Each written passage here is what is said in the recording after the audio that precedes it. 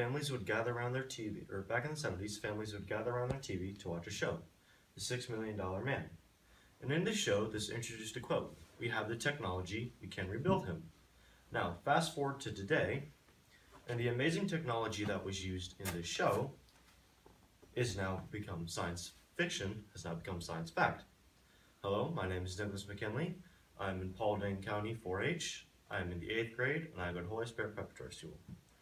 Now today I'll be talking about computer-human interface and how it reacts with bionic prosthetics. My interest in history and exploring prosthetics, what is bionics/biometronics, the cutting-edge research that is being done in this subject, bionic hands, what they do and how they are made, computers and bionics, and the next steps that are being taken in this subject.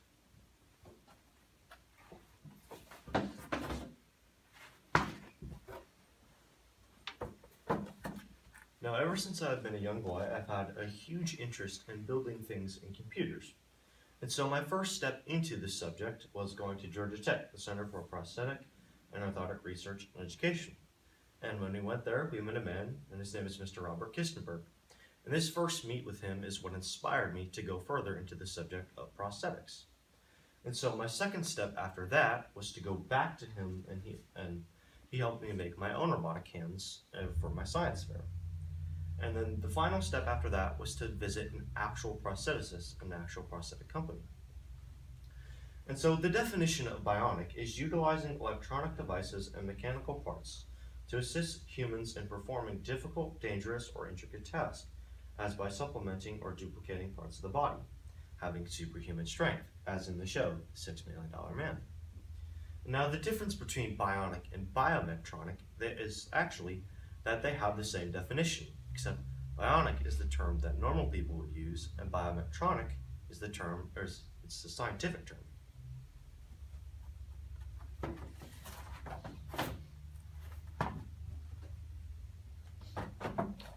Now, whenever you search up the word bionic on the internet, Hugh Herr is the first person that will show up. And so when he was around 17 years old, he had lost both of his legs due to a tragic rock climbing accident. And due to this rock climbing accident, his doctors had built him 2 prosthetic limbs. Now at first he didn't like these limbs, so this inspired him to make 2 of his own, which then made him go to college and further into this subject.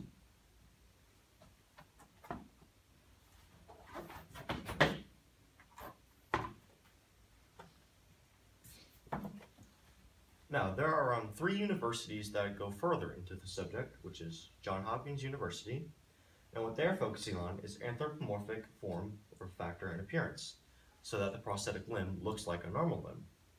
Human-like strength and dexterity, so the limb will be able to do what our normal hand can do. Human or high-resolution tactile positioning sensing, so the limb can feel what our normal limb would feel. And neural interface for intuitive and natural control, so that we'll be able to control the limb with our mind. And what MIT is doing is, how does the prosthetic limb attach to the body? Does it move like skin and flesh, so again, like a normal limb? And then how does it work with the body's own nervous system? And Hugh Herr is actually the lead researcher from MIT. And then you have Georgia Tech, which they have the prosthetics lab, which I was able to visit. And then they have 2 other labs for robotics and bionics.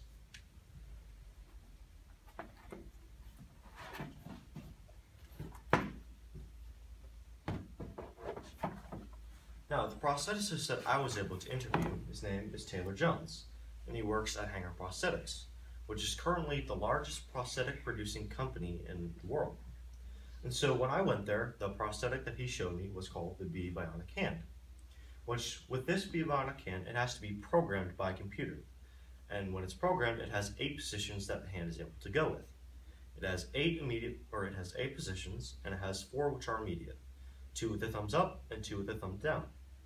And there is a button on the back which you push, which then gives you the 4 other immediate positions. And so the next company is Open Bionics, and what this company does is it allows normal people the opportunity to make their own prosthetic limbs. And the thing is, between these 2, they're actually pretty similar, except the prices. For these hands, it ranges from $600 to $3,000. And for these hands, it's $2,000 to $4,000. And with both of these hands, they are controlled by muscle movement.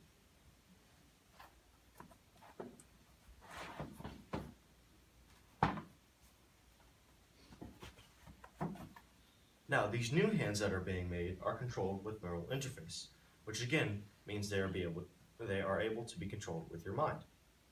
And so the lead researcher in this subject is Dr. Todd Kukin. And what he has figured out is, being that the prosthetic limbs need to be programmed with a computer, he's able to make microcomputers, which follows up with Amanda Kitts. Now, the problem that she had with her original prosthetic limbs is that, being that you would have to program them, they would take around 1 to 5 hours to program. So sometimes she didn't even have the time to program them. And then also, if her arm stopped working in the middle of the day, she wouldn't be able to use it, or if she wasn't accessible to a computer. So she'd be carrying around a 7 to 10 pound weight for all the day.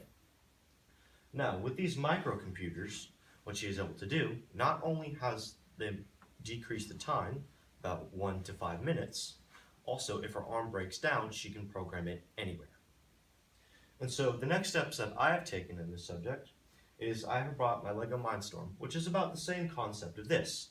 It is a small microcomputer which is programmed on a computer such as this, which then you can plug in the prosthetic, which then makes it work. So now I will demonstrate a little program that I put.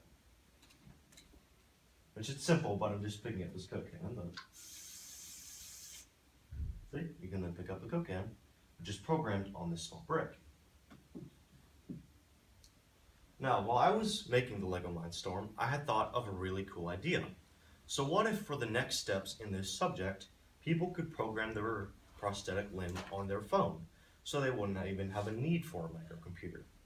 And it turns out this technology is actually a real thing. Now in Scotland, there's a company called Island, and what they have done, they have made a prosthetic limb which is able to be programmed on your phone.